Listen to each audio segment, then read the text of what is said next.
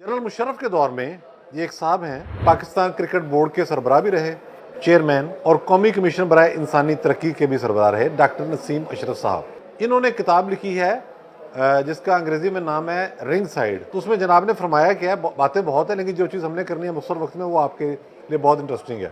कहते हैं जी कि अमेरिका के सदर बिल क्लिंटन ने नवाज शरीफ को फांसी से बचाने के लिए चीफ जस्टिस ऑफ पाकिस्तान से खुफिया मुलाकात की थी। अमेरिकी सदर ने परवेज मुशर्रफ के जोराने के दौरान वाशरूम जाने का फैसला किया। अगले ही लम्हे चीफ जस्टिस अरशाद हसन खान भी वाशरूम पहुंच गए। दोनों के दरमियान 5 मिनट तक गुफ्तगू जारी रही, जिसमें उस वक्त के चीफ जस्टिस अरशाद हसन खान ने अमेरिका के सदर को यकीन दिलाया कि नवाज शरीफ साहब को फांसी नहीं दी जाएगी।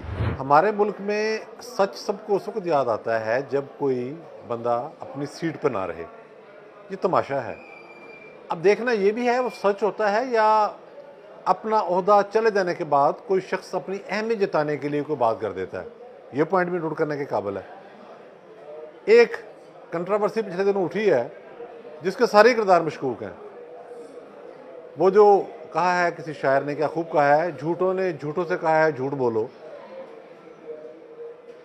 जनरल मुशर्रफ के दौर में ये एक साहब हैं, ये पाकिस्तान क्रिकेट बोर्ड के सरबराह भी रहे, चेयरमैन और कौमी कमीशन बराए इंसानी तरक्की के भी सरबराह रहे, डॉक्टर नसीम अशरफ साहब। इन्होंने किताब लिखी है जिसका अंग्रेजी में नाम है रिंग साइड।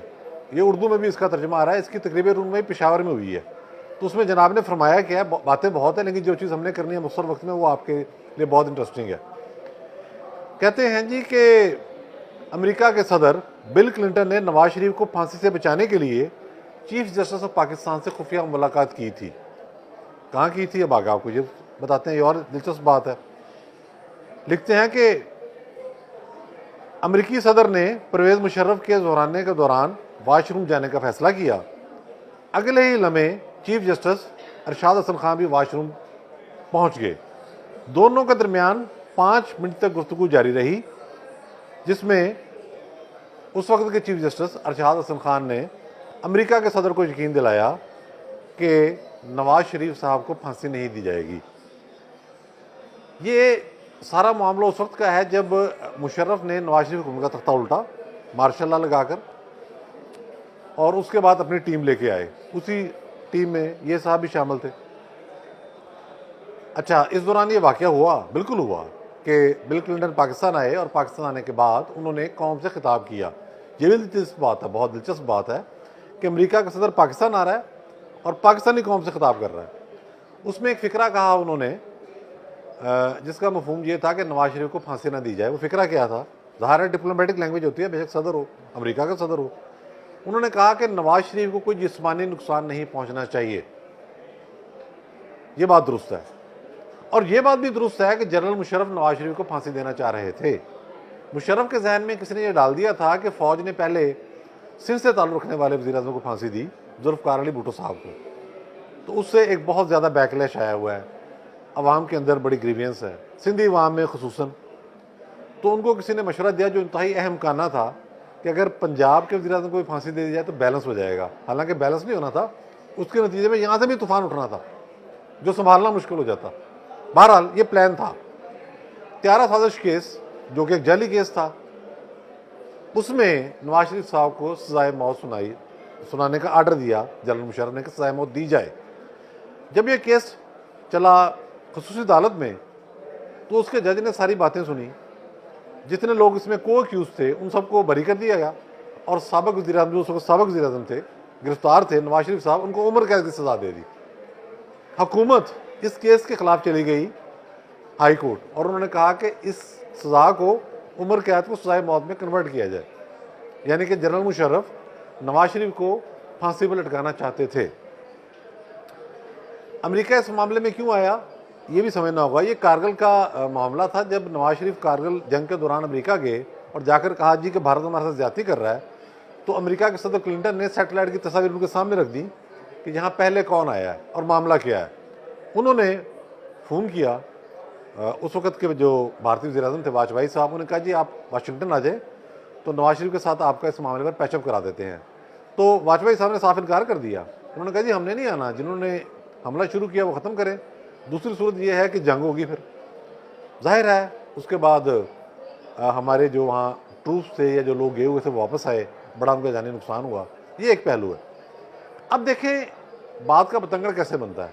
वो कहते हैं कि जब वो ज़ोराना दिया गया था उस दौरान क्लिंटन साहब वाशरूम गए तो पीछे पीछे जस्टिस अरशाद हसन खान चले गए यकीन दहानी कराने।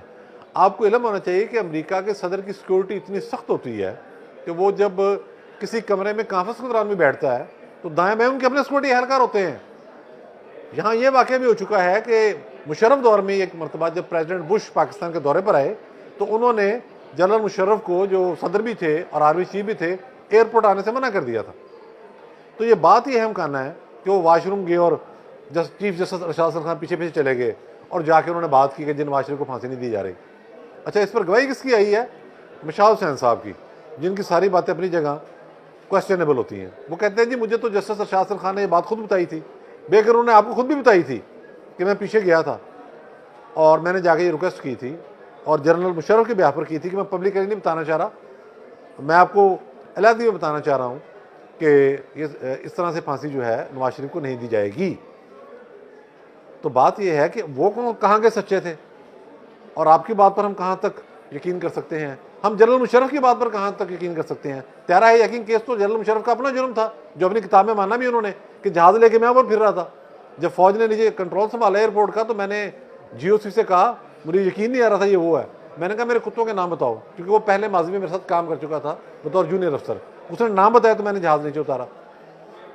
अब आप सोचें, अमेरिका का सदर वाशरूम जा रहा है, पीछे चीफ जस्टिस ऑफ पाकिस्तान जा रहा है, 5 मिनट गुफ्तगू हो रही है और वहाँ जो सिक्योरिटी है अमेरिका के जो अपने एहलकार साथ आए हुए हैं, यकीनन हमारे सदर मौजूद थे, वो मौजूद ही नहीं है।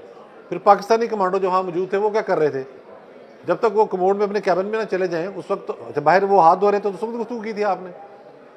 फिर अरशाद हसन खान का अपना मौक़िफ़ ये सामने आया कि जी बात तो ज़ोराने पर हुई थी और वो बात ये नहीं हुई थी, बल्कि हमने कोई निजी निवेद की बात की। भी आपके कोई दोस्त से निजी निवेद की बात की होगी।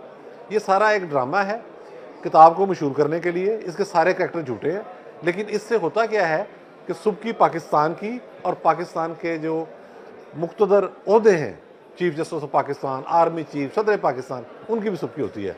तो इस तरह की चीज़ों से गुरेज किया जाना चाहिए। बहुत शुक्रिया।